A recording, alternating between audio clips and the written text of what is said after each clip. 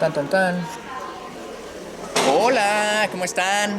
¿Se acuerdan de Adolfo? Porque yo sí estábamos platicando y poniéndonos al día después de aquella entrevista hace 2 años. Hace tres, 2 años casi. y muchas pantallas. Sí, es que obviamente el mundo ha cambiado, ahora Sí. ya todo puede ser presencial una vez más. Exacto. Está bonito que ya... Volvimos a vernos en vivo. De todas maneras, las entrevistas han sido híbridas, pero me da mucho gusto ahora sí coincidir. Evidentemente, pues aquí están estos libros que es de lo que vamos a hablar, de Ana en todas partes. Aquí está Ana, aquí está Ana, adentro está Ana y ya. Bueno, no está detrás de cámaras, pero seguramente estará Ana viendo esta entrevista. Ya hablaremos sí, de buen eso. punto. Así que, bueno, cuéntanos cómo te sientes. Yo siempre digo eso. No es tu primer libro, no es la primera vez que te publican. Sí. Pero pues siempre se debe sentir algo, sobre todo con este proyecto que ya hablaremos un poquito al tanto de todo el proceso que tuvo para llegar a estar por acá. Pero pues, ¿cómo te sientes? No, muy feliz de entrada, contentísimo de estar otra vez en Relatos a Granel, en esta nueva etapa contigo, como conversando en vivo, que siempre uno agradece el interés de las personas como tú en la literatura y en particular en la literatura infantil y en todas las artes. Y me siento muy feliz de estar aquí compartiendo y hablando ya de Ana después de un proceso largo de reedición, porque aunque efectivamente pues ya tengo otros libros, este es un libro muy personal, muy autobiográfico. Fue la primera novela que escribí, había tenido una edición anterior, fue la primera novela que escribí, el primer libro que publiqué, y era un desafío reescribir cosas, actualizar, repensar muchas de las caracterizaciones que yo he hecho de los personajes. Entonces estoy muy contento que finalmente haya salido y que no haya abandonado la idea de publicarlo, porque a veces las cosas que uno escribe hace tanto sientes que ya no te hablan o que ya no le hablan a ciertos lectores, y yo siento que sí había cosas en esta novela que tenía yo que reescribir y que repensar, y no estaba seguro si iba a ser posible, y creo que, bueno, sí es, ¿no? Sí, fue posible, aquí está, ya lo estamos viendo. Sí se pudo. A mí sobre todo creo que cuando dices si hay eco, si puede ser funcional, o sea, yo me puse a pensar en cuántas historias de pronto también no son cercanas, aunque es una historia muy personal tuya. Claro. Yo creo que todos, o podría tocar puerta, por lo menos los que nos están viendo, que ya recordamos en algún momento nuestro primer amor. Primer amor, ¿no? claro.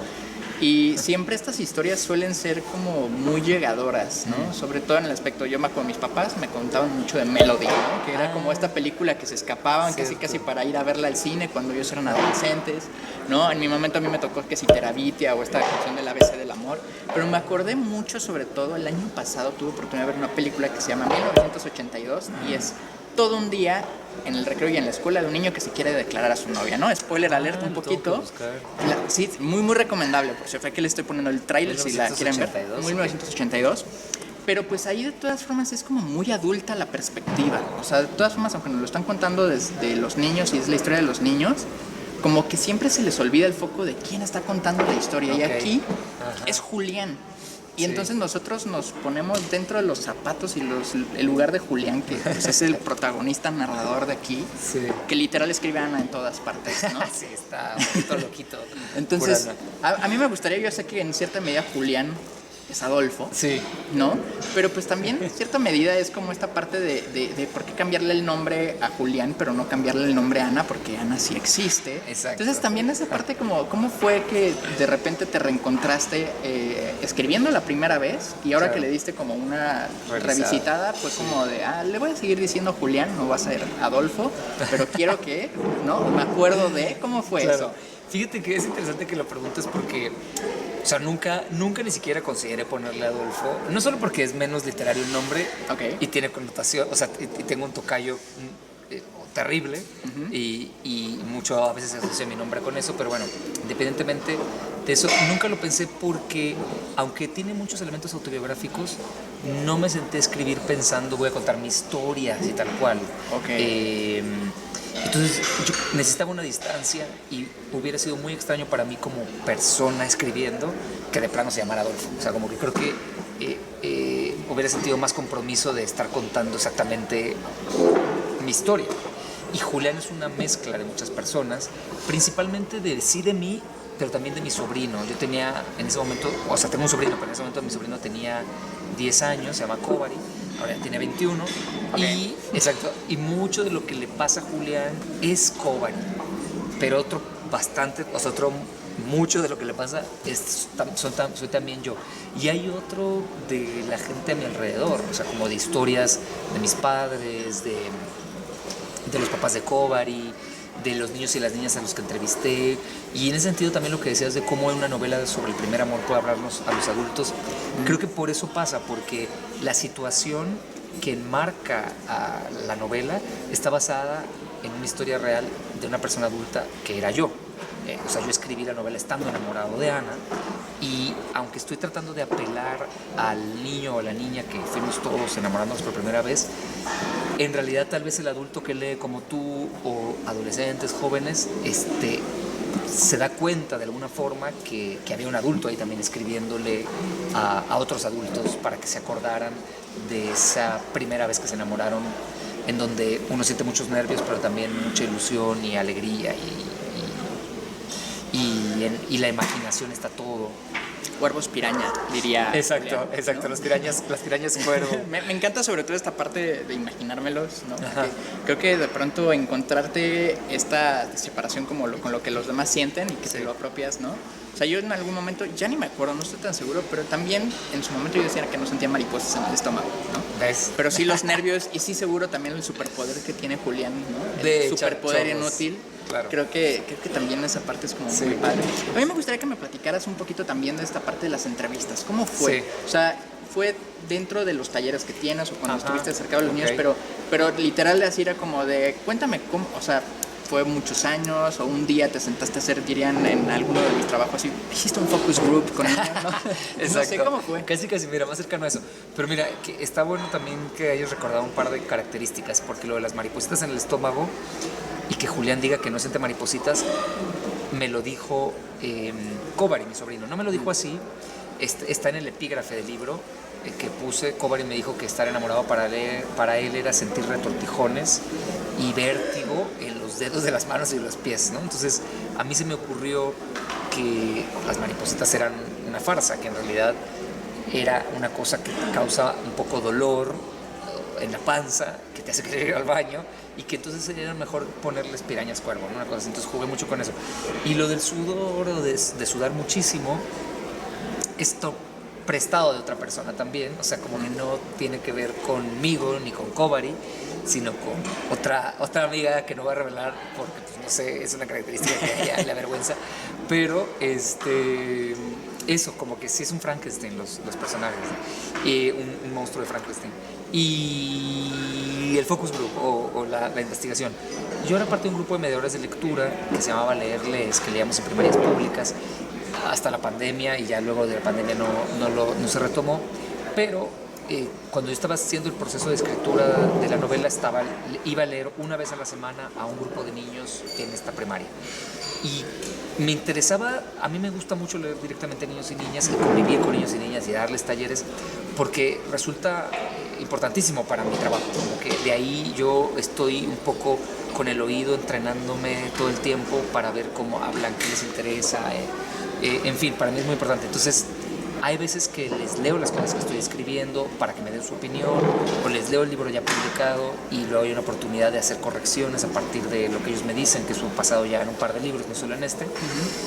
Y fue el mismo caso, yo estaba escribiendo y le pedí a un grupo de mediadoras de ese grupo que me ayudaran a entrevistar a los niños, y les hicimos, solo era una pregunta y era un papelito, y la pregunta era: ¿qué es para ti estar enamorado o enamorada? Cada quien tenía que escribir la respuesta en el papelito, podía poner su nombre y su edad, y yo recopilé todos los papelitos. Obviamente yo también apliqué la encuesta en mi salón, en el salón en el que yo leía, y con todos esos papelitos fueron como más de 100 respuestas. Wow. Con todo eso, pues yo seguí construyendo los personajes. Me encanta, porque eso quiere decir que varios de los testimonios por ahí pueden dar para todavía otras tantas historias, pues que sí. no necesariamente sean de Kobari o de Ana. Pues sí, puede haber segunda parte, sí. Al final del libro van a encontrar... Ahí va. Sí, mira lo que echaste tiempo. Al final del libro van a encontrar algunos de esos testimonios, Sí. que, bueno, se ven por ahí, como algunos de los testimonios de los niños y las cosas que me dijeron. Y mira, no lo había pensado, pero tal vez lo utilice de guión. O sea, como que a lo mejor regresar a alguno de esos testimonios me puede dar idea para otra historia, como dices tú, o a los lectores y a las lectoras si quieren contar su historia, tal vez eso también lo detone. Me encanta porque aparte de todo, así al final cuando ya llega, aparte de esto, hay un muy bonito test. Ah, y ese sí, hay test tests. yo creo que se puede Ese test, rellenar sí. y ustedes que nos están viendo podrían estar determinados a ver si están enamorados o no estar enamorados. Exacto. Yo descubrí que sí estoy enamorado y sí qué bailo bueno. con las canciones de Rafael. Perfecto. Pero bueno, ya lo sabía, pero pues ya mire, vinieron a confirmar. Está confirmado. No, ya está confirmado. Con las bases científicas que tiene este libro. Exacto.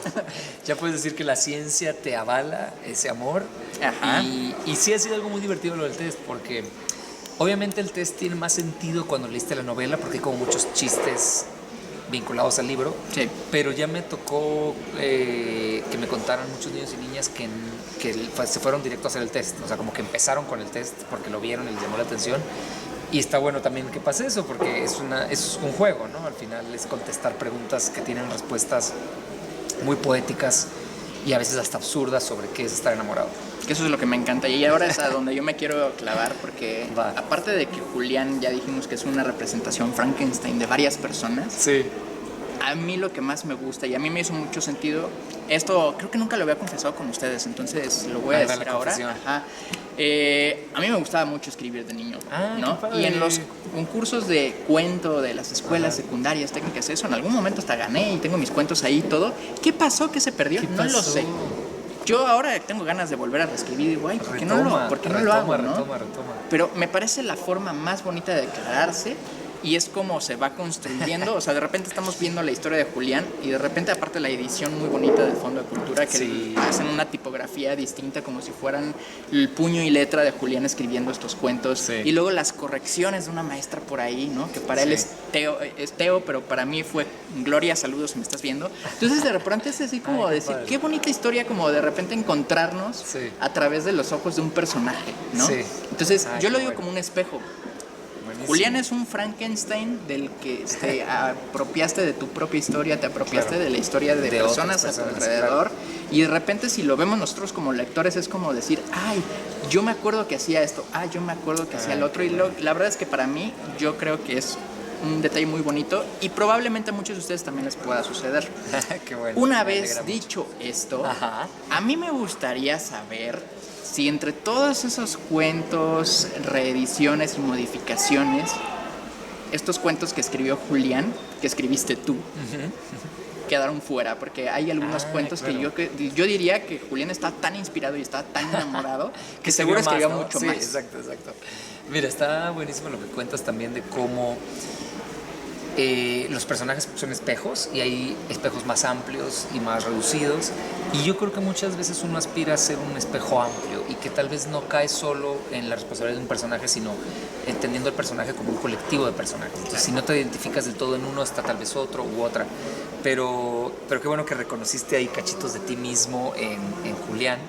Y en eso que hacías de escribir, pues busca esos cuentos y reconéctate si quieres. Yo siempre digo que, o sea, la escritura, como muchas otras artes, son una herramienta que también tenemos los seres humanos para expresar cosas que necesitamos expresar, más allá de si lo haces o no profesionalmente. O sea, no necesitas ser un escritor profesional y publicar libros para acordarte que el ejercicio del diario o la escritura de ficción son buenas compañías y buenos desahogos también y buenas formas de sacar emociones y preguntas. Entonces, bueno, ya te dejé ahí como la pregunta de si vas a retomar o no, y ojalá que sí, siempre cuando obviamente te haga ilusión.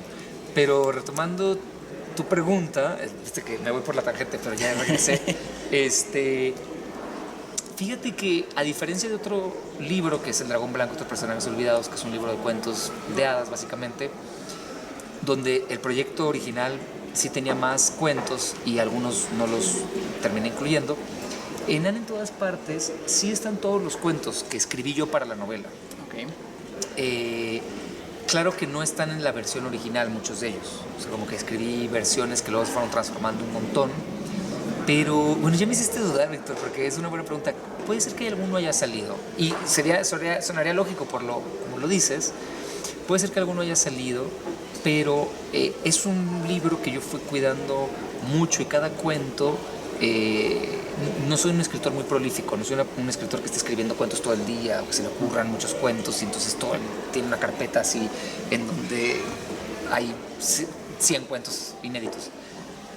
Soy más reiterativo y regreso más sobre lo mismo. Entonces, los cuentos que hay aquí casi son prácticamente, si no es que se me escapa alguno, como te digo, los que estuvieron desde el principio.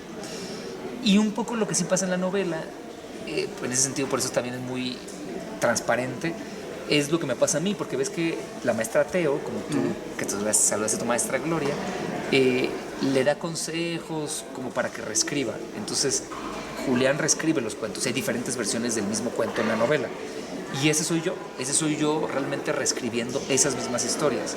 Entonces, a lo mejor lo que descarté fueron variaciones, pero el tema o el cuento era el mismo, o los personajes los mismos, y a lo mejor cambié o dejé de incluir otras exploraciones que hice para variar al mismo cuento. Que aparte es algo que sí sucede dentro, o sea, hay versiones por ahí, oye, si le pones por aquí tal cosa o si le pones tal otra cosa, sí. Y aparte creo que es el bonito ejercicio siempre de la ficción, ¿no? O sea, creo que Guillermo del Toro siempre lo explica muy bonito porque dice que para él contar una historia es preguntarse qué pasaría si, ¿no? Entonces, si me levanto en la cama, ¿qué pasaría si? Y entonces cuando ya nos dimos cuenta estamos paseando por Marte o qué sé yo, ¿no? Entonces creo que eso es algo bien divertido y a mí me gustaría igual, ahora que declaras que no eres un escritor tan prolífico, de todas formas has escrito mucho más que muchos otros, ¿no? O sea, eso me queda claro quizás de... No hablando de escritores, simplemente como de las personas mortales que estamos aquí alrededor, ¿no? Yo lo digo, los que estamos aquí en la librería mientras estamos platicando, los que nos están escuchando, si es que tal vez no se han animado a escribir, o como algunos de los personajes, tal vez si no les gusta escribir y se animan a dirigir una peli, ¿no? Que también... Sí, obvio. Claro, ahí al final hay unos que quieren hacer su película, cierto.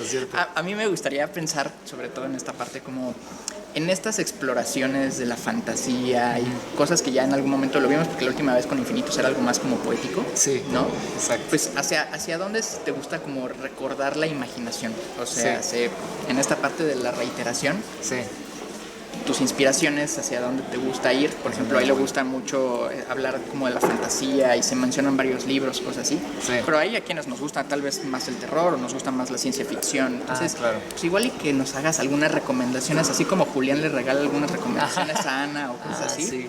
Cuéntanos así, ¿qué cosas te gustaban tal vez cuando empezaste a escribirlo y qué estás leyendo o qué estás haciendo o investigando ahora? Ok.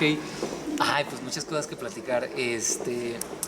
O sea, creo que de entrada el tema de ser prolífico, no muchos o menos libros, tiene que ver también con en dónde están tus preguntas y tu vida, ¿no? Porque uno hace muchas cosas para sobrevivir y pagar la renta y la escritura todavía no, por sí sola mis libros, pues no puedo vivir solo de eso, ¿no? Entonces tengo que estar dando talleres, escribir textos para otros medios, con otro tono, más de investigación, pido becas de investigación para hacer antologías, que son libros que conllevan muchísima creación. A mí me gusta hacer antologías, pero es otro tipo de trabajo, ¿no? O sea, es creación también, pero desde otro lugar. Pero por otro lado pienso, ahora que lo dices, sobre pues que sí tengo ya varios libros publicados, que como yo me ha gustado la literatura y la escritura desde muy chico, estoy como inventando historias desde hace 30 años tal vez o un poco más. Ahora que tengo 40, entonces digamos que yo desde la infancia ya inventaba cuentos, me gustaba inventar canciones, cantar en el ventilador, así, inventar en el ventilador canciones, y luego ya en la secundaria empecé a escribir mucha poesía. Pero me tomé mi tiempo porque yo conozco escritores, he conocido escritores jóvenes en los que siento mucha ansiedad como por ya publicar una novela, porque vivimos tiempos en donde hay mucha autopublicación y eso está muy bien, pero también hay mucha presión como por estar publicado, ser exitoso, salir en medios. Y yo publiqué mi primer libro a los 30 o 31 tenía ya, y había estado escribiendo desde los 10. Entonces, imagínate, y lo digo como... Y no fue una espera impaciente, como que fue así, la vida, yo seguía escribiendo, pero pues estudié, trabajé en un diario y ya luego empezó a haber una oportunidad de que llegara la literatura, de escribir. Siempre sí desde muy joven me visualicé como escritor porque me gustaba mucho escribir, pero traté de que fuera el tiempo en el que iba a ser, ¿no? Porque creo que a diferencia tal vez de otros, bueno, no sé si hay diferencia, pero el oficio de la escritura es un oficio y un trabajo que requiere de factura lenta, en mi opinión, dejar reposar el texto, regresar. Entonces ahora mismo, no te pregunto otra vez así un gran No, está bien, rodeo. a mí me encanta también dar contexto. Sí. Ya los que están aquí ya nos conocen. Saben que das contexto perfecto. Entonces estoy en mi ecosistema. Creo que cuando estaba escribiendo Ana en todas partes, estaba en un momento en donde muchas cosas eran todavía posibles porque yo no sabía si iba a ser un escritor de literatura infantil. Yo estaba más enfocado en el periodismo ambiental, entonces leía muchas cosas que tenían que ver con medio ambiente y naturaleza, y estaba yo en campamentos tortugueros desde el norte del país, en Baja California Sur, hasta, mira, es bonito decir en el norte, en Baja California Sur, y hasta Siancán, en la Riviera Maya, y entrevistando yo a activistas, y yo mismo como que asumía mi papel como periodista, como activista ambiental. Y luego descubrí la literatura infantil y juvenil y se abrió un mundo alucinante que me gustó tanto, que es como cuando conoces a alguien y dices me caso. Pues así, yo conocí la literatura infantil y dije, de aquí soy, quiero ir más allá. Entonces empecé a leer mucha más fantasía, muchos más libros para niños y jóvenes, muchas novelas realistas también, pero que tomaban esa perspectiva, que también lo mencionabas tú. Se requiere pues de leer también mucha literatura infantil, muchos clásicos que llevan un camino ya andado para formarse como escritor de literatura infantil e intentar hacer algo que hacen muchos que llevan ya mucho tiempo, que ya nos dejaron sus clásicos, que es construir una sintaxis infantil, o sea, que sea verosímil que esto le está pasando a un niño o que son cosas que se pregunta a un niño o una niña. Y para eso sigo leyendo mucha literatura infantil, o sea, hasta el día de hoy, igual que tú, pues tengo un medio independiente que es Linternas y Bosques, es un blog de periodismo especializado en literatura infantil y juvenil. Link aquí arribita y aquí abajito. Perfecto. Y ahí en Linternas y Bosques, pues yo trato, porque publico menos que al principio, porque así nos pasa con los medios independientes, pues es cuando uno encuentra el espacio, pero no lo he dejado.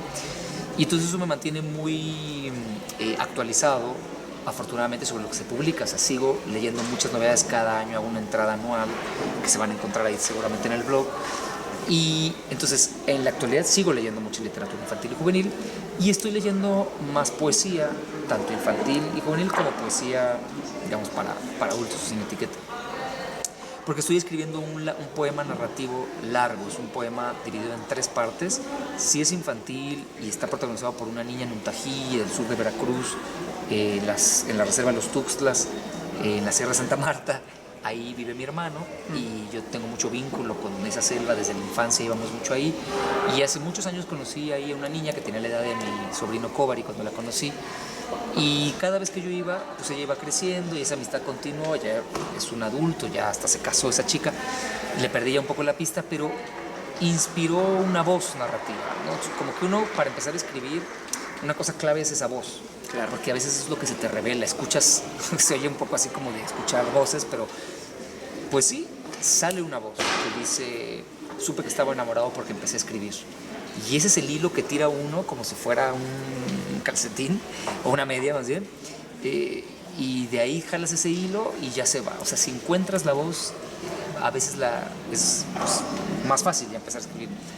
Y yo tengo muy claro que desde la primera vez que fui a esa selva, en un contexto alucinante de belleza de la naturaleza, y que conocí a esa niña que se llama Mari, y que vi cómo se estrapaba a los árboles, era rebelde con su abuela, una energía así vital muy fuerte, salió también la voz, ¿no? Y era una voz que hablaba en primera persona y que describía ese lugar en el que vivía. Y desde entonces tengo esa voz, para que veas también los procesos que largos son. Ya escribí la primera parte de esa novela, es una novela en verso, no rimado, es un poema narrativo largo. En principio tal vez se va a publicar ya este año esa primera parte, ojalá que sí. Ya nos estaremos viendo. Ahí ya, exacto, te contaré de esa novela.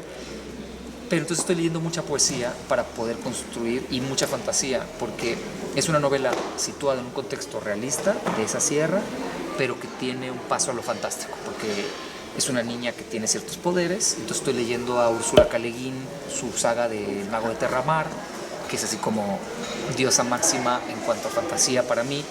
y también en particular el tema de la magia, ¿no? Y cómo la magia se puede vivir en la infancia y en la adolescencia. Entonces estoy leyendo a Úrsula K. Le Guin y poesía contemporánea de los que ganan el premio Aguascalientes de poesía, de los colegas escritores de literatura infantil que están escribiendo poesía. Entonces como que una mezcla de mucha poesía y de narrativa fantástica.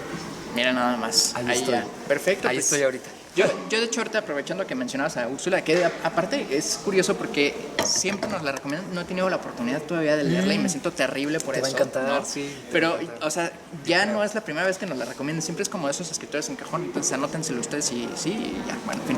Pero hay una autora que también para mí es como muy especial aparte del Fondo de Cultura, ¿no? Y que por ahí sí yo uno de repente que es obsesivo de estar leyendo hasta las letras chiquitas que vienen en todos los libros, lo voy a leer aquí, pero hablamos de Cornelia Funke. Claro. No, o sea, de pronto yo por aquí ahí dice, concluyó este libro, o sea, tú, Sí, yo. está en una residencia artística de la Fundación de Cornelia Funke en Volterra. Entonces, Sí. pues ya nada más como por no dejar, yo tengo curiosidad que nos cuentes un poquito más de eso, Claro. porque eso no viene en la descripción. Qué buen final. lector, Sí, yo quiero saber. Yo también soy de los que leen la Cuéntanoslo. legal. Me encanta leer la legal y buscar cosas ahí. Ay, pues eso ha sido increíble. Mira, yo entrevisté a Cornelia Funke en 2017 Ok. en una FIL Guadalajara. Sus nuevos editores de SM, porque estaban publicándola por primera vez en SM México, me pidieron que la entrevistara.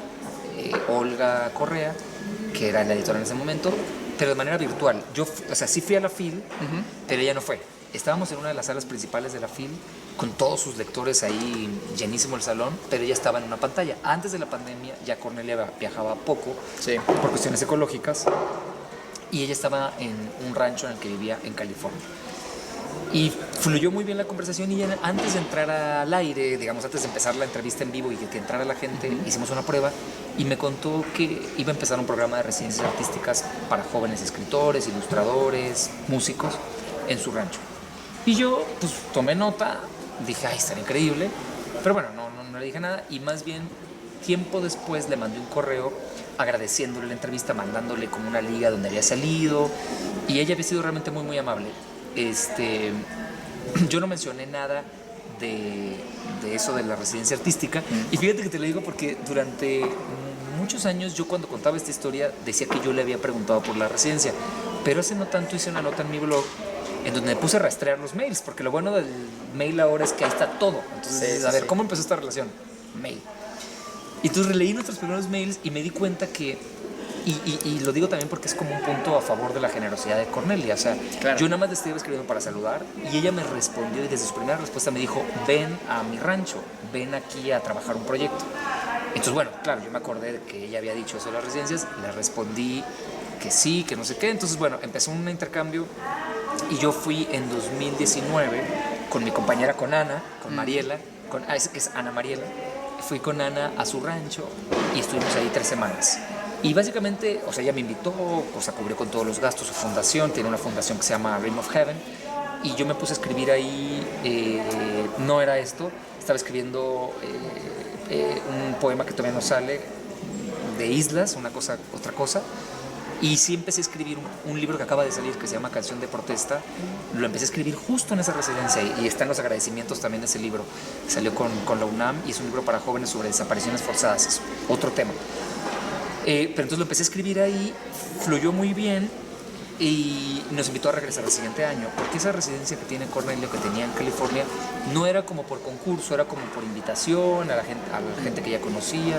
Entonces volví un año después, otra vez con Mariela, en febrero de 2020, llegamos a principios de febrero. O sea, plena... antes de la pandemia. Antes de la pandemia, y lo digo justo con toda esa intención porque no nos imaginábamos que nos íbamos a quedar 6 meses viviendo con Cornelia Funke. O sea, yo iba a estar 2 meses, Mariela iba a estar 1 mes, nos agarró la pandemia ya y Cornelia nos dijo, pues quédense todo lo que quieran porque ya ningún artista va a venir y ustedes además no pueden regresar, o sea, y nos quedamos a vivir 6 meses en su rancho. Hubo tiempo donde estábamos solamente Cornelia, Mariela y yo, y había que hacerse cargo de ese rancho, donde había 2 burros, patos, 2 perros, un montón de árboles, un plantío como de 80 aguacateros, o sea, cosechábamos aguacate, tenía un huerto muy grande. Entonces hicimos una vida como de campo los 3, muy bonita, y la amistad se hizo muy cercana.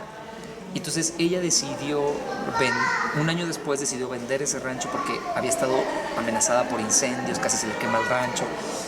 Quería cambiarse y cambiar de vida y quemó naves después de vivir como 15 años en Estados Unidos y regresó a Europa, decidió regresar a Europa y ahora vive en Volterra, en Italia, en un pueblito que es conocido por los fanáticos de la serie Crepúsculo porque ahí creo que grabaron la película. Okay. Es un pueblito medieval, yo la verdad es que tampoco lo ubicaba, como veo que tú tampoco, pero bueno, es un pueblito medieval precioso que se llama Volterra y ella vive como a 20 minutos del pueblito caminando en una villa que solía ser un lugar como ecoturismo, entonces estaba muy bien para su proyecto porque hay una casa principal y abajo hay 4 estudios en donde ella sigue invitando a jóvenes residentes.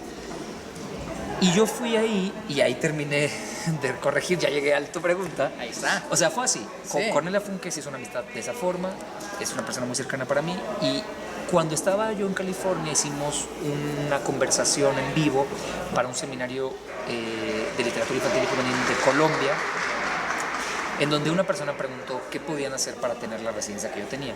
Y Cornelia en ese momento improvisó un concurso. Ella no solía hacer concursos, pero lo improvisó. Y dijo, bueno, vamos a premiar a 2 personas. Escriban un cuento, compongan una canción o hagan un dibujo a partir del libro El Dragón Blanco y tus personajes olvidados de Adolfo. Mándenlo y va a haber 2 personas que van a ganar una semana de residencia. Pues eso se convirtió en un proyecto mucho más grande, al final fueron 11 personas, ya no fue a California porque ya se había mudado a Volterra, obviamente tardamos tiempo en organizarlo todo, en hacer la premiación, en seleccionar, en hacer un jurado, o sea, fue toda una logística de la que me encargué principalmente yo con el director de ese festival que se llama Andrés Jiménez, y apenas el año pasado terminamos de recibir a todos los ganadores. Entonces, mi siguiente proyecto como con Cornelia fue en Volterra, yo ir como residente, escribir también, pero ser anfitrión de otros ganadores, de otros escritores y sobre todo e ilustradores. Entonces estuve, el primer año que fui a Volterra, recibimos solamente a 2 ganadoras y el año pasado ya completamos a los siguientes 9 de diferentes partes de Latinoamérica. Había mexicanas, argentinas, colombianas, colombianos, un escritor de El Salvador, una ilustradora de Costa Rica. Fue una experiencia increíble porque además todos esos que fueron ya tienen su propia relación con Cornelia y ya son parte del grupo de residentes y van a volver este año algunos, otros el siguiente. O sea, como que Cornelia, una vez que tú vas y eres residente, ya te hace parte de una comunidad de artistas que a ella le interesa continuar apoyando. O sea, como que no quiere renovar todo el tiempo a la gente y olvidarse de los que ya fueron, sino Claro. que su objetivo desde el principio siempre fue construir relaciones a mediano y largo plazo, en la medida que la otra persona también quiera, ¿no? Obviamente. Entonces, por eso es que la terminé en Volterra, porque allá estaba yo, así como iba yo un poco a trabajar y ser anfitrión de los artistas que iban por primera vez, siempre con él le decía, pero déjate tú 1 semana, 2 semanas, el tiempo que quieras para que también hagas tus cosas.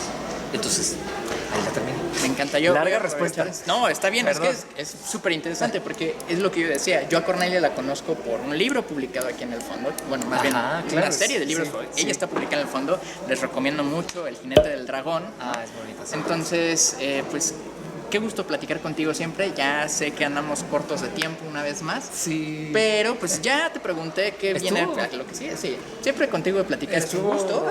igualmente, y creo que sí pudimos platicar bastante. Bastante. Entonces, Qué bueno. pues regresando una vez más a Ana en todas partes, es ese libro que ustedes necesitan como para acordarse de su primer amor, o si están inseguros, si están enamorados, saber si sí están enamorados, y si descubren que sí, aquí hay algunas alternativas muchas muy ideas. bonitas, muchas ideas de Exacto. cómo decirle, Exacto. si es que les están comiendo las entrañas de cómo decir eso que sienten.